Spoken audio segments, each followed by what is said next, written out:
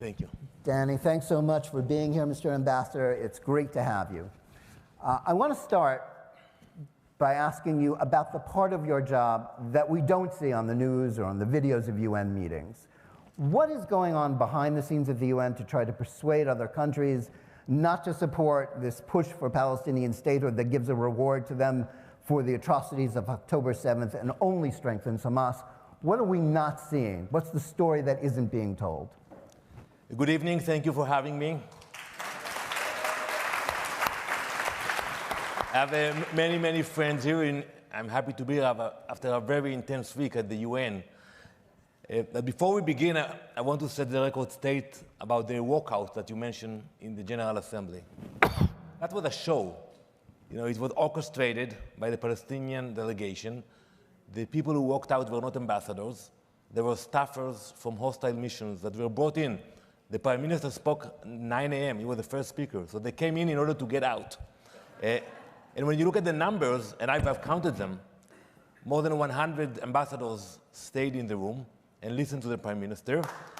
And those who left, I looked at those countries, they better stay and learn the fact that the Prime Minister described. And when they left, I told them, get out and don't come back.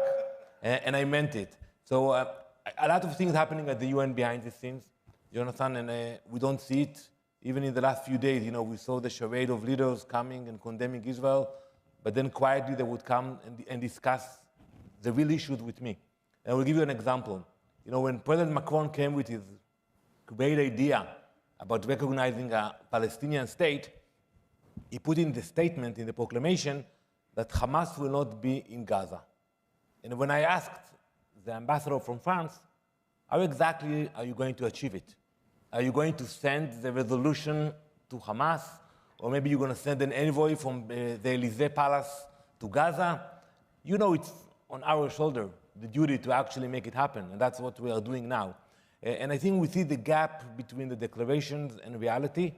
But, when you sit with them one-on-one, they speak tachlis.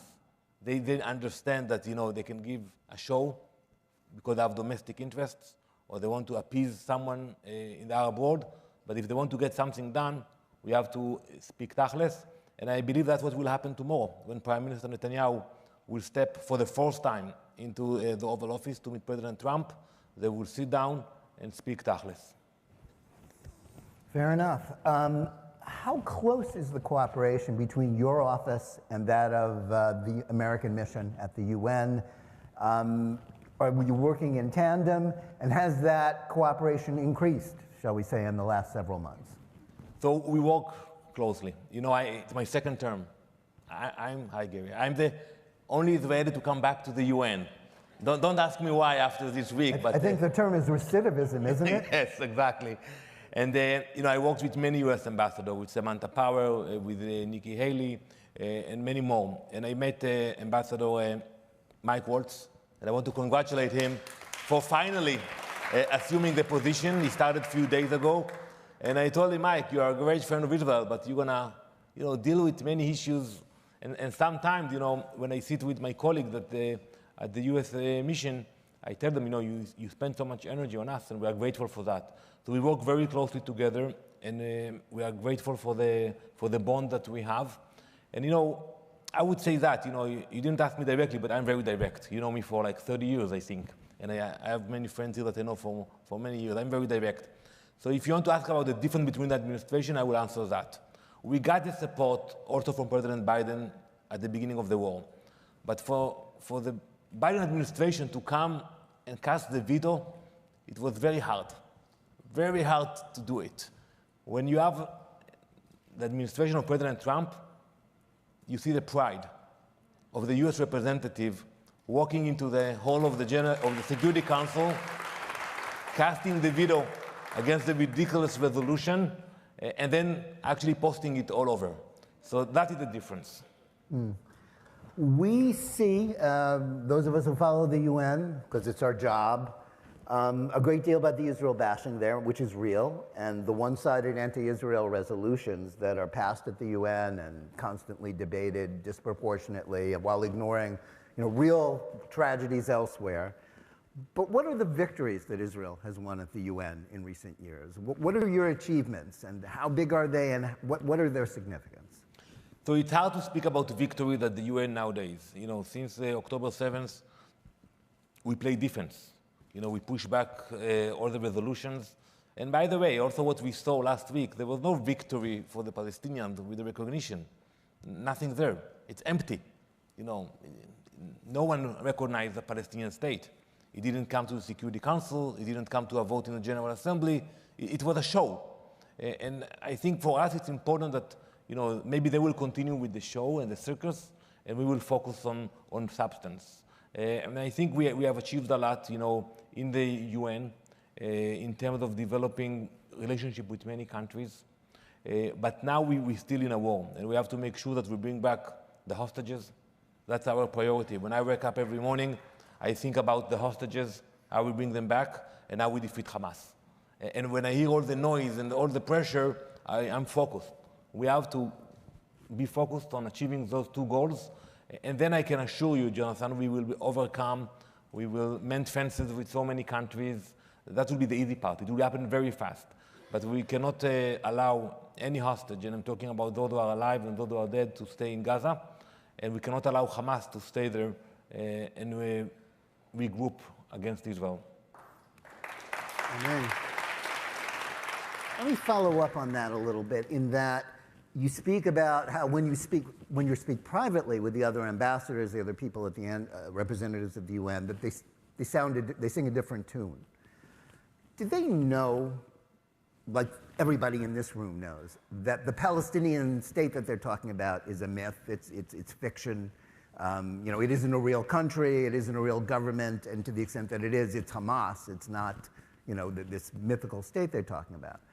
Did they know it, or did they pretend about that even in private? I think they know better. They're not stupid. I think they're playing a game. When President Macron gave an interview last week, and he said there is no Hamas in the West Bank, seriously, give me a break. You give me a name of a village or a city in the Judean Samaria, and I will give you the name of the head of the Hamas there. And we know what happened, and unfortunately only today, another terror attack, and a soldier was killed. Every day we're dealing with terror attacks in Judea and Samaria. So I think he knows the facts. He's not stupid. But for him, it's a play. He ignores the reality, and he comes and he puts the show.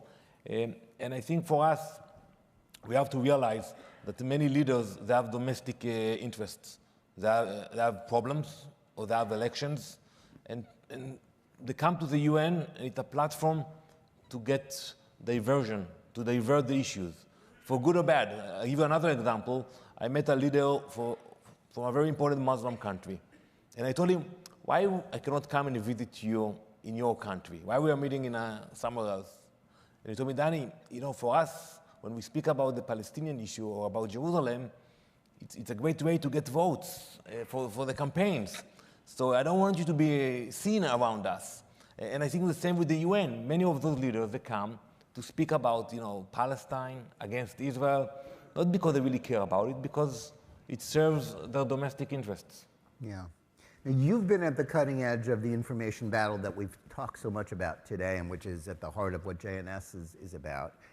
And for many years, it's been a perennial theme for as long as we've known each other, which, as you've said, has been a few decades, about the failures of Hasbara, Israeli public advocacy. Supporters of Israel are always saying that, it's not being done enough, Israel's failing, it's always wrong. But as important as that may be, there's also the argument that there is no persuading those who have been driven by toxic left-wing ideology into believing blood libels about genocide, and that it's just far more important for Israel to win the battles on the ground against Hamas, Hezbollah, and Iran, rather than worrying about the fickle opinions of Western audiences or UN members.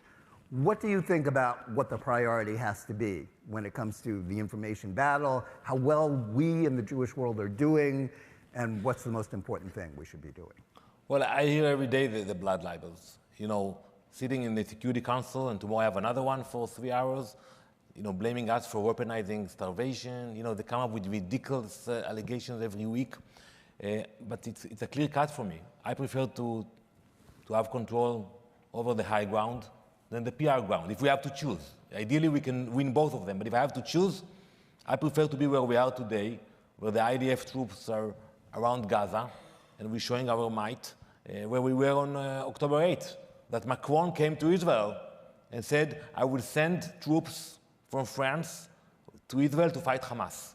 Seriously. We don't want anyone to send troops to Israel.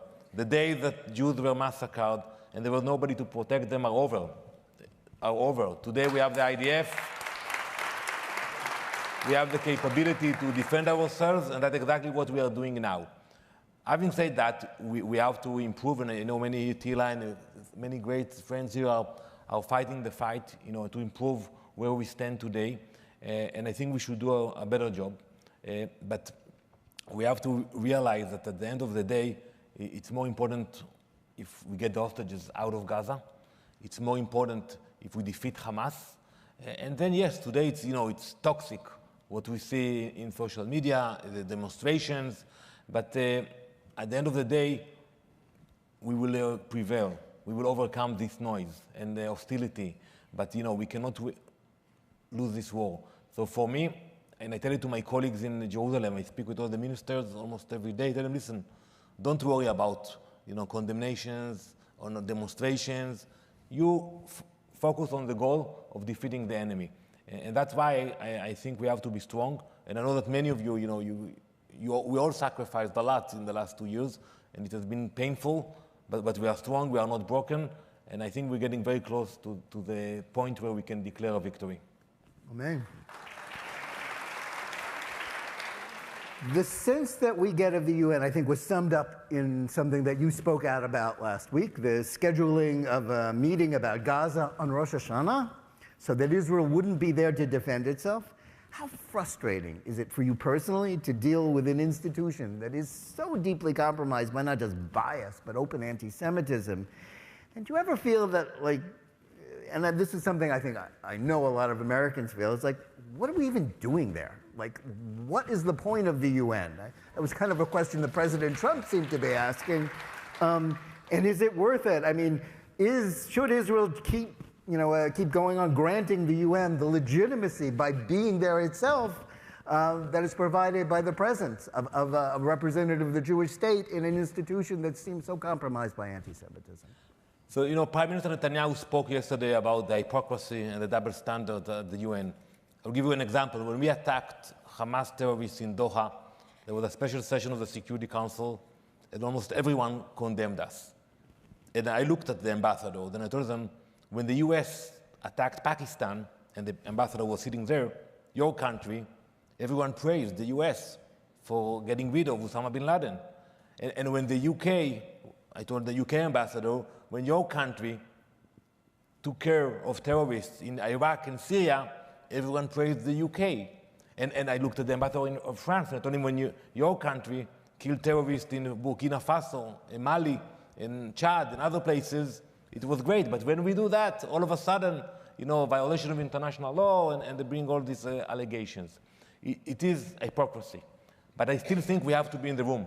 I know it's not popular. I know if I had a vote here, we would say, let's get out of this place.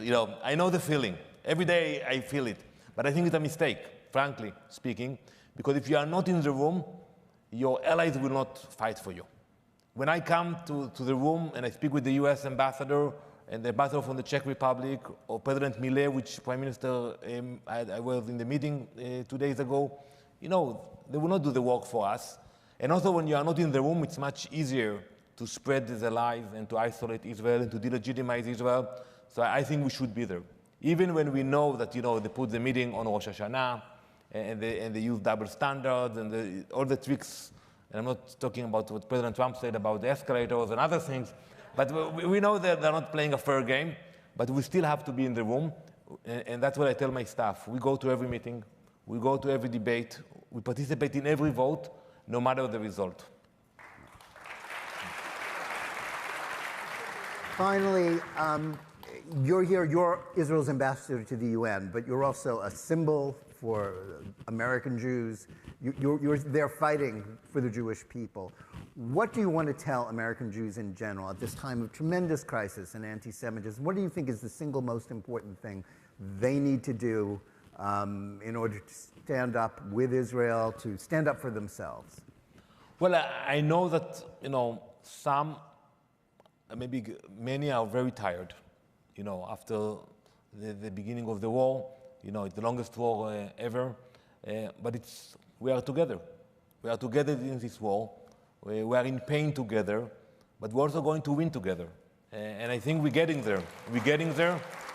And I think the strength and the support and the love that Israel received for the diaspora, and you are paying a price, with anti-Semitism, with violence. Mark, you should come to the US mission to the UN. I don't know why, but the Palestinian demonstrations are not in front of my office on 2nd Avenue. They shifted the demonstrations to the US delegation. And same way here, sometimes you feel the pressure more than the people in Israel. And I know that, you feel that. But I believe that we are strong, we are together, and we will prevail. Ambassador Dany Danon, the man in the room where it's happening in the UN, thank you so much for being here. Thank you.